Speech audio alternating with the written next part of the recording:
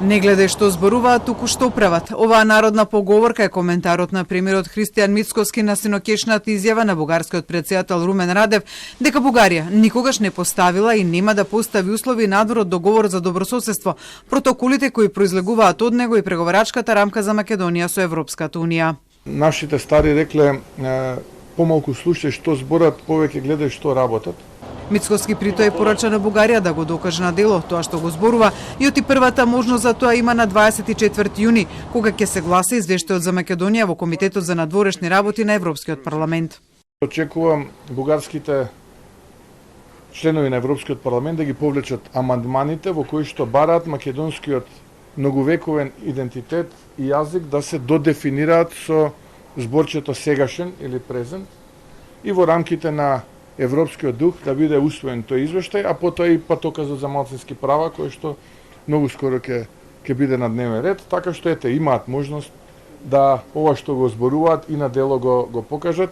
Очекувам да ја прифатат средбата во рамките на состанокот на НАТО во Хаг, да се разговара и за коридорот 8. Бугарскиот претседател Румен Радев пак синоќа на средбата со македонската претседателка Гордана Силјановска-Давкова во Тирана во рамки на состанокот на процесот за соработка во Југоисточна Европа и кажал во кои рамки ќе се движат барањата на Бугарија кон Македонија.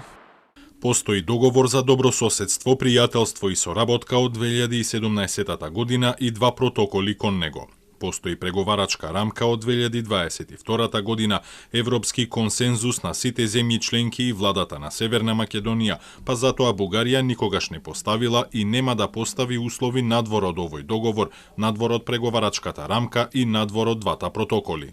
Радев пак на пресконференцијата по средбата порача дека Софија сака да види вистинско почитување на човековите права. Претседателката Силјановска денеска не сакаше да ја коментира изјавата на Радев, велејќи дека и вчера му пренела на бугарскиот колега дека не се согласува со него. Таа притоа рече дека Македонија не бара никаков ексклузивен статус. Ние бараме стандардно однесување во духот на она што јас постојано го повторувам.